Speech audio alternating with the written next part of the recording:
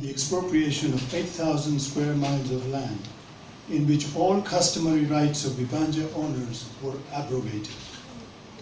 These rights were transferred to roughly 1,000 recipients of Milo land, owners of Taka.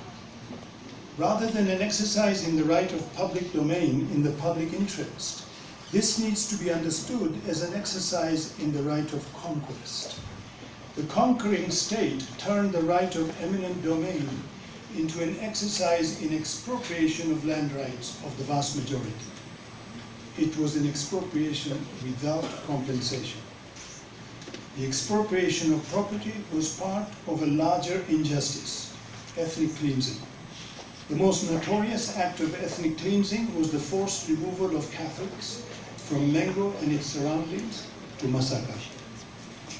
The next major exercise in the right of public domain was the 1928 Busuru and Mvujo Law. With its passage, the state put a statutory limit on the ground rent of Busuru and the rent on cash crops and Mvujo that the Taka holder could demand from the Bibanja owner. The result was to qualify the right of private property. It can be understood as partial restitution for the previously expropriated majority, expropriated without any compensation. The justification was historic, partially correcting an injustice whereby Milo landowners had been beneficiaries of large-scale property through state-initiated political lodges, rather than any market-based transaction. The third notable exercise in public domain was the 1995 Land Act under Idi Amin. It declared all land, estate land, and all landowners and users as lessees and sublessees of the state. The final act in this historical chain was the 1995 Constitution, which restored the rights of landowners at the expense of Kibanja dwellers. If we pass judgment on these developments, well, let me say, I would like to pass some judgment on these developments and draw a few lessons from history. 1. 1900 was unjustified. The colonial state turned the right of eminent domain into an exercise in expropriation of small peasants without any compensation. Number 2, in contrast, 1928 was justified. The colonial state used the sovereign right to make law to provide some restitution, justice, for those who had tilled the land.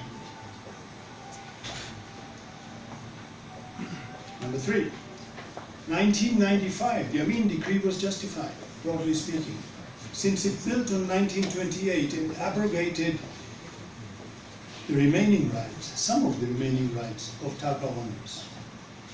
Finally, 1995 was a return to the 1900 agreement in the interest of owners of big landed property.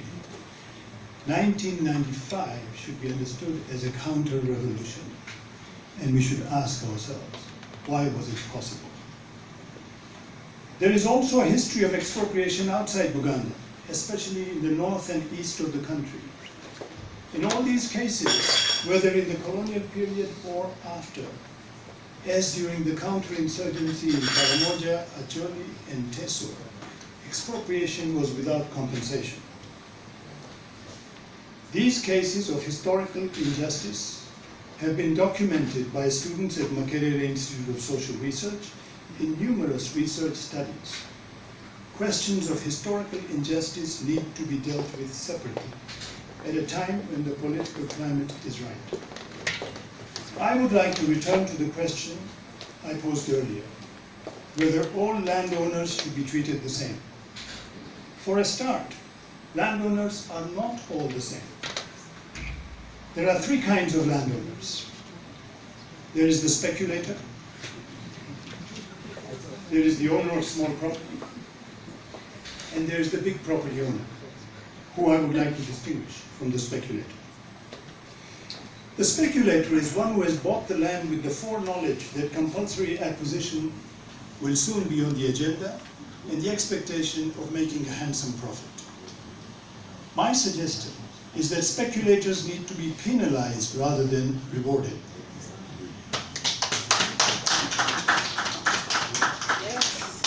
Should I conclude the rest are speculators?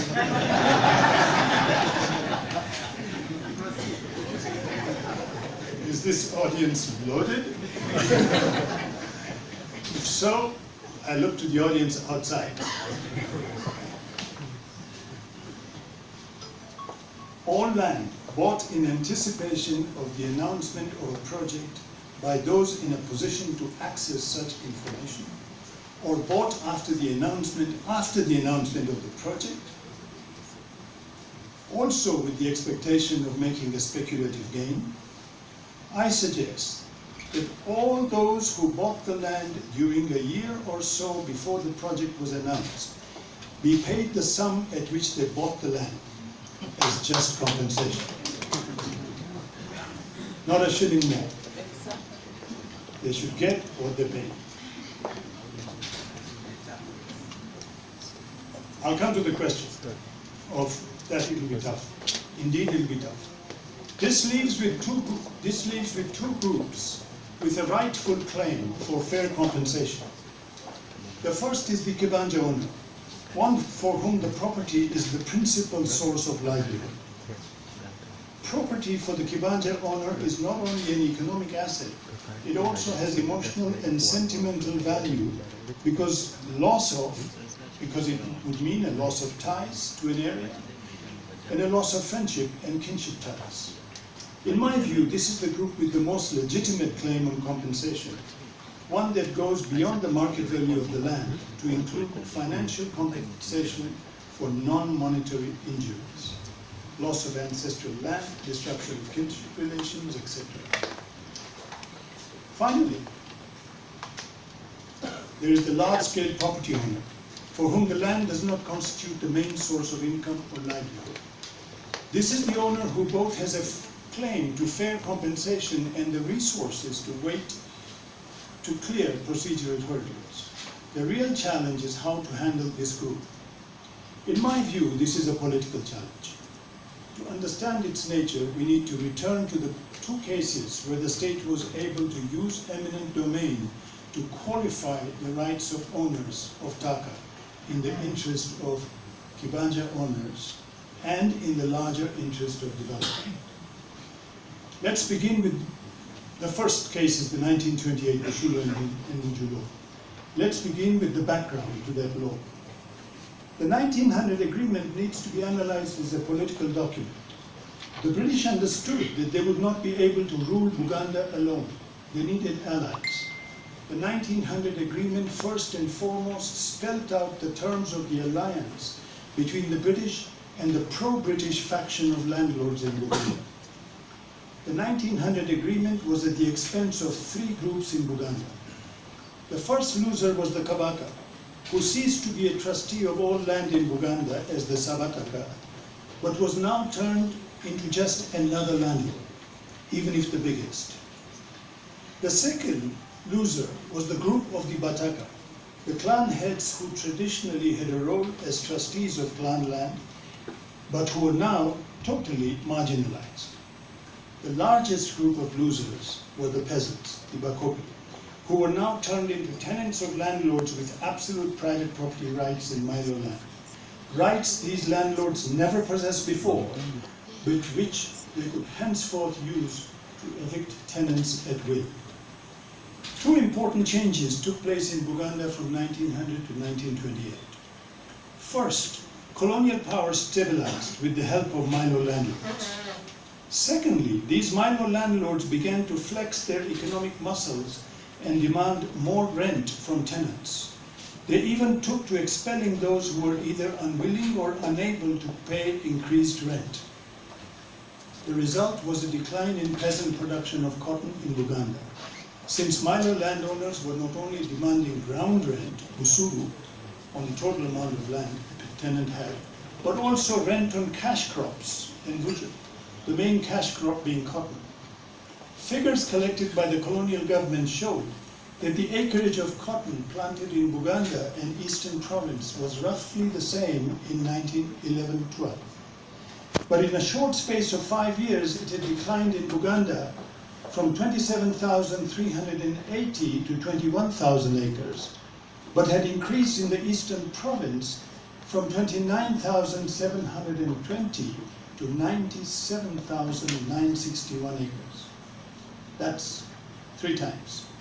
Even worse, there was the possibility of a political crisis, since the Bakopi in Uganda were being organized by the Batata Association, who demanded that the 1900 agreement be revised. It is in this context that the colonial government decided to redefine, actually cut down the powers of Milo landlords. They did this through 2 changes. To begin with, the colonial government claimed the right to appoint all chiefs in Uganda, as in the rest of Uganda, and to define their job description. Led by the Katikiro, the big chiefs resisted.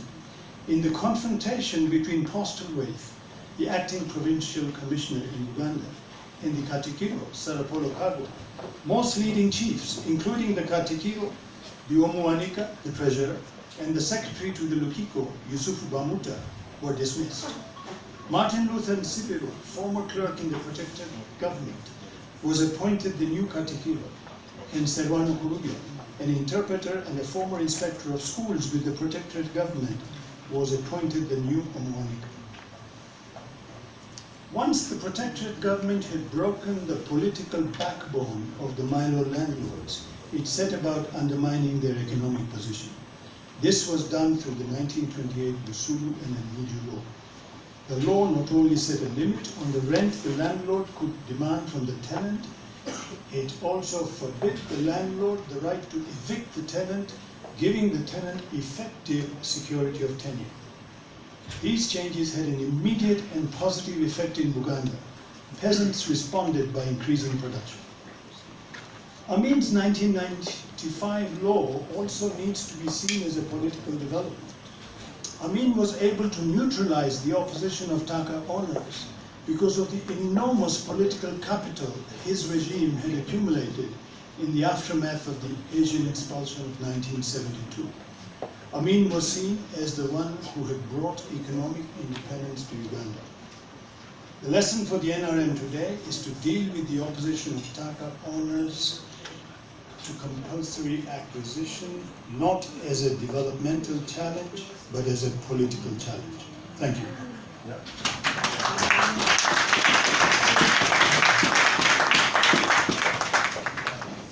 Professor